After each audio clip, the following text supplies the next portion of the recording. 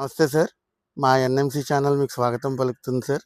మా NMC channel చూసే ప్రేక్షకులకి మీ యొక్క ధ్యాన జీవితం, ధ్యాన అనుభవాల్ని పంచుకోవాల్సిందిగా కోరుతున్నాము. ముందుగా మీ పేరు, మీ ఊరితో స్టార్ట్ చేయండి సార్. నా పేరు శ్రీనివాస్ అండి. మాది కోనసీమ జిల్లాలో కొత్తపేట మండలం పల్లెవెల శివారు చౌదరిపురం గ్రామం అండి. ఓకే. నేను 2008లో ధ్యాన పరిచయం జరిగిందండి. ఓకే. ఆచార్య శ్రీనివాస్ గారి ద్వారా ఈ ధ్యాన పరిచయం జరిగింది. అప్పుడు నేను మంచి ఇబ్బందుల్లో ఉండేవాడిని, చాలా క్రిటికల్లో. అదే టైంలో ధ్యానం మాకు పరిచయం జరగటం చాలా ఆనందంగా ఉందండి.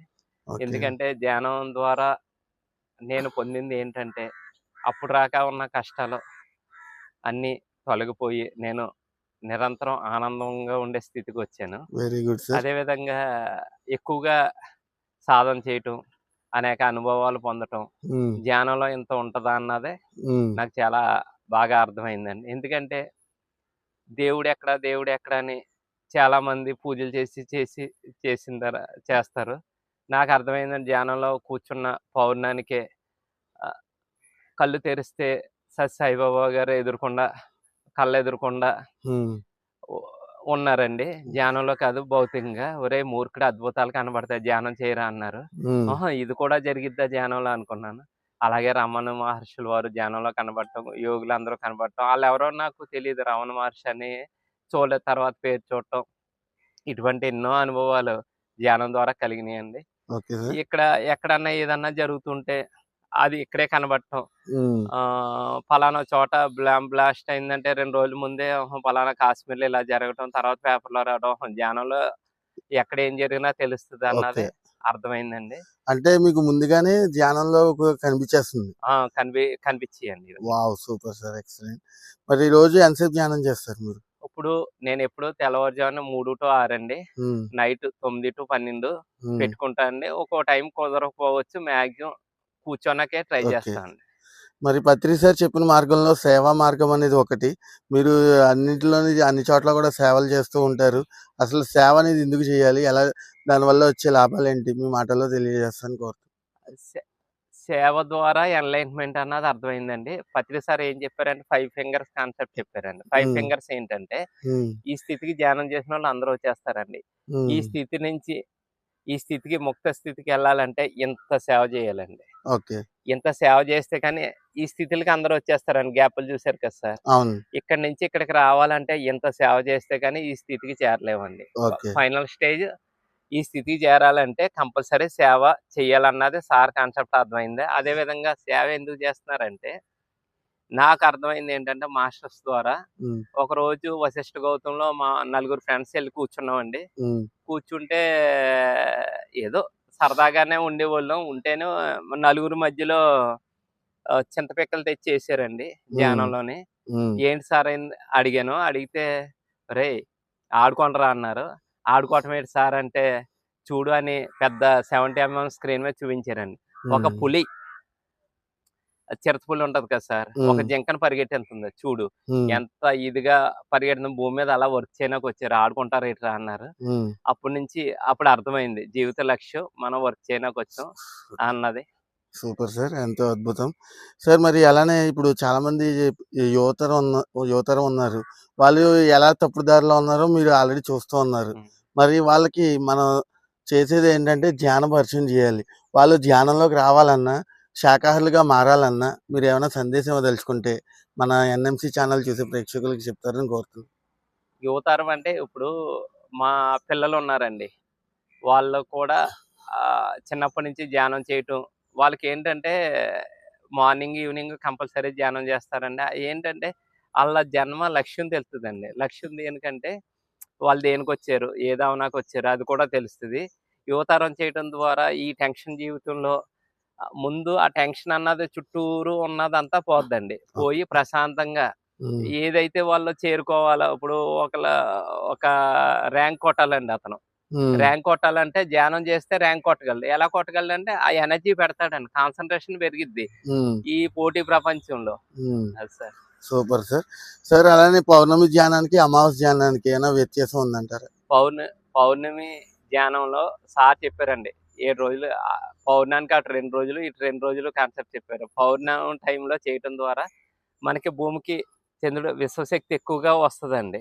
ఆ హ్మ్. విశ్వశక్తిలో ఎప్పుడు ధ్యానం కుదరనోళ్ళకి కూడా బాగా కుదురుతుందండి. అలాగే ఏంటంటే మొత్తం నాడీమండలం శుద్ధవ్వాలన్న పౌర్ణమి టైంలో బాగా హ్మ్. ఇదవుద్దండి. అలాగే అమావాస్యకి ఏంటంటే క్లీనింగ్ ప్రాసెస్ ఎక్కువుంటదండి. Okay sir. సూపర్. సార్ అలానే ఇంట్లో చేసుకునే ధ్యానానికి, పిరమిడ్‌కెళ్ళి చేసిన ధ్యానానికి వ్యత్యాసం? పిరమిడ్ ఏంటంటే శక్తి క్షేత్రాలు. ఎందుకంటే ఎప్పటి నుంచో టెంపుల్స్ ఉన్నాయి. మనం టెంపుల్‌లోకెళ్ళిన వెంటనే చూడండి, గంట కొట్టిన వెంటనే మన మైండ్ ఎంప్టీ అయిపోద్దండి. ఆల్రెడీ ఆ స్ట్రెచర్‌తో కాస్మిక్ ఎనర్జీని హ్మ్. రిసీవ్ చేసుకునే టెంపుల్స్ అండి ఇవి. అలాగే అదే లెవెల్‌లో పిరమిడ్ కట్టారు కాబట్టి పిరమిడ్‌లో ఆల్రెడీ కాస్మిక్ ఎనర్జీ కొంత నిల్వ ఉంటదండి. మనం ఎళ్లి ఇప్పుడు ఏసీ రూమ్‌లో ఎలా ఉంటే చల్లగా ఉంటదో ఇది కూడా అదే విధంగా వెంటనే మన ధ్యానం కుదిరిద్దండి. ఆ కాస్మిక్ ఎనర్జీని రిసీవ్ చేసుకుంటాం. ఓకే. సార్ మరి సామూహిక ధ్యానాల్లో ఎందుకు కూర్చోవాలి? ఒంటరిగా ధ్యానం చేస్తే ఎందుకు కూర్చోకూడదు? ఇప్పుడు చూడండి ఒక గ్రూప్ ఎళ్తదండి. ఒక గ్రూప్‌లో ఒక ర్యాలీ జరుగుతుందండి. ఆ గ్రూప్ ఎనర్జీలో ఎళ్ళటం వల్ల మనం ఆ గ్రూప్ ఎనర్జీలో కలిసిపోతామండి. ర్యాలీ, హ్మ్. శాకాహార ర్యాలీ అవ్వచ్చు, బయట వేరే వేరే రాజకీయ మీటింగ్‌లు అవ్వచ్చు. అలాగే హ్మ్. ఇక్కడ గ్రూప్‌గా సామూహికంగా అందరూ ధ్యానం చేసినప్పుడు ఆ ఎనర్జీ ఎక్స్‌పెండ్ అవుద్దండి. ఆ ఎనర్జీలో మనం వెళ్లి కూర్చున్న వెంటనే హ్మ్. బాగా వెంటనే శక్తి పొందుతామండి. Super sir. సార్ అలానే శాకాహార ర్యాలీల గురించి అడుగుదాం అనుకున్నాను. ఇప్పటి వరకు ఎన్ని శాకాహార ర్యాలీల్లో మీరు పాల్గొన్నారు? ఆ 2008 నుంచి ర్యాలీలు పాల్గొన్నామండి. సార్‌తో పాల్గొన్నాం. హ్మ్. అంతానండి. మీకు బాగా గుర్తున్న ర్యాలీ గాని, అనుభవం పొందిన ర్యాలీ గాని, ఊరు గాని, గ్రామం గాని ఏదైనా ఉందా?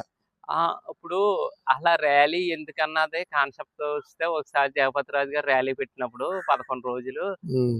ధ్యానంలో కూర్చున్నానండి. ర్యాలీ ఏం జరుగుతుందని. హ్మ్. అక్కడ నాకు జరిగిందేంటంటే, ఇక్కడ ఒక కాన్సెప్ట్ ఉంది సార్. హ్మ్. ఇప్పుడు తె తె ఇది తెలిసిన ప్రభుత్వం. తెలియని ప్రభుత్వం ఒకటి రన్ అవుతూ ఉంటది. యెస్. ఆ తెలియని ప్రభుత్వం తెలిసిన ప్రభుత్వాన్ని రన్ చేస్తది. హ్మ్. ఏంటంటే మనం ఇక్కడ ఉన్నామని మనం ఏదో చేస్తున్నాము, అది చేస్తున్నాం, ఇది చేస్తున్నాం. కానీ మనల్ని రన్ చేసే ప్రభుత్వం ఒకటి ఉందండి. వాళ్ళు మనల్ని ఇన్స్పైర్ చేస్తా ఉంటారు. ఒక హ్మ్. ర్యాలీ జరుగుతూ ఉంటే ఆళ్ళ వర్క్ ముందే మొదలు పెట్టేస్తారండి. ఎందుకంటే మనం ఒక పాంప్లెట్ పంచిపెడితే ఎళ్తాం. మీరు ఏం వర్క్ చేస్తారని మాస్టర్స్‌ని అడిగాం. హాస్టల్ మాస్టర్స్‌ని. హ్మ్. అడిగితే వాళ్ళేం చెప్పారంటే, మేము ఒక అతను ఇప్పుడు మనం ర్యాలీ చేసుకుంటూ ఎళ్తుంటాం. హ్మ్. చేసుకుంటా వెళ్తుంటే ఎవరైతే దీనికి కనెక్ట్ అవ్వాలో హ్మ్. వాళ్ళందరిని ఇన్స్పైర్ చేస్తూ ఉంటారండి. పాంప్లెట్ తీసుకొని ఇలాగా మన మాటలు ఇని ఇలాగా హ్మ్. వాళ్ళ వర్క్ వాళ్ళు చేస్తారండి. వాళ్ళ గ్రౌండ్ వర్క్ ఫుల్‌గా చేస్తూ ఉంటారండి. ఓకే అండి. Super sir. చాలా అద్భుతంగా చెప్పారు. సార్ మరి అలానే లాస్ట్ అండ్ ఫైనల్‌గా మిమ్మల్ని అడిగేదేంటంటే, చాలా మంది చోట్ల మీరు చూస్తూ ఉంటారు. చెట్లు నరికేసి బిల్డింగులు కట్టడం, పొలాలేవో చెరువులుగా మార్చేయడం లాంటివి జరుగుతున్నాయి. మరి వాటి మీద మీ అభిప్రాయాన్ని మన ఛానల్ యొక్క ప్రేక్షకులకు తెలియజేస్తారని కోరుతున్నాను. చెట్లు, వృక్షాలు, హ్మ్. Oxygen okay. ఇదో కాన్సెప్ట్ అండి. అది కాకుండా ఒక ఒక జనం పరంపరలో కూడా మనం కూడా ఆ చెట్లలో మన యొక్క మన చైతన్యాన్ని ప్రవేశపెట్టి చెట్లా ఉంటే ఎలా ఉంటది? హుహు. రాళ్ళలో ప్రవేశపెట్టి రాళ్ళలో ఉంటే ఎలా ఉంటది? జంతువుల్లో ప్రవేశపెట్టి జనం పరంపరలో ఒక్కో దాంట్లో ఒక ఎక్స్‌పీరియన్స్ తీసుకుంటాం. హ్మ్. అనేక చెట్లు నరికేయటం ద్వారా ఓ పక్కనేమో ఆక్సిజన్ రాదు. నెక్స్ట్ ఏంటంటే మన చైతన్యం దాంట్లో ప్రవేశపెట్టడం ఉంటదండి. అది పూర్తవ్వదండి. హ్మ్. నెక్స్ట్ ఈ మరి చైతన్యం విస్తరించాలంటే ఇప్పుడు చెట్లు భూమి మీద ఉంటేనే కదండీ! హ్మ్. మన మనుగడ అంతా ఉంటది. యెస్. ఓ టౌన్‌లో ఉంటున్నామండి పొల్యూషన్ పెరిగిపోయింది. దాన్ని కార్బన్ డయాక్సైడ్ పెరిగిపోయింది. తర్వాత పరిస్థితి ఏంటండి? అదే అంటున్నా. అలాగా భూమికి ఇబ్బంది మనకు మనం ఇబ్బంది మరి చేసుకుంటున్నామండి. అలాగే పచ్చని పొలాలను కూడా రొయ్యల చెరువుల్లాగా, చేపల చెరువుల్లాగా మారుస్తున్నారు కదా! వాటి మీద కూడా మీ అభిప్రాయం? అభిప్రాయం అంటే సార్ ఒకటి భూ ఇప్పుడు చక్కగా పండి మనకి భూమాత ఎంతో ఇస్తుందండి. దాన్ని మన డబ్బుల గురించి మొత్తం పచ్చని పొలాలనన్నీ రైలు చెరువులు చేసేసి రకరకాలుగా భూమినంతా పాడు చేస్తున్నాం. మనమే పాడు చేసుకుంటున్నామండి. యెస్. ప్రతిదానికి ఒక సిద్ధాంతం ఉంటదండి. కర్మ సిద్ధాంతం. యెస్. దాని నుంచి ఎవరు తప్పించుకోలేం కదండీ! కరెక్టే. ఎందుకంటే త్వరలో కూడా ఈ భూమండలం అంతా గ్రీనిష్‌గా మారుతది. అందులో డౌట్ లేదండి. అందరూ శాకాహారులవుతారు, జ్ఞానులవుతారు. ప్రతి ఒక్కళ్ళలో నాలెడ్జ్ పెరిగిందండి. హ్మ్. ఓకే. Okay sir. మరి మీ విలువైన సమయాన్ని మా ఎన్‌ఎంసీ ఛానల్ వరకు కేటాయించి మంచి అనుభవాలు, మంచి సందేశాలు పంచినందుకు ఎన్‌ఎంసీ ఛానల్ తరపు నుంచి ధన్యవాదాలు sir. Thank you. Thank you sir.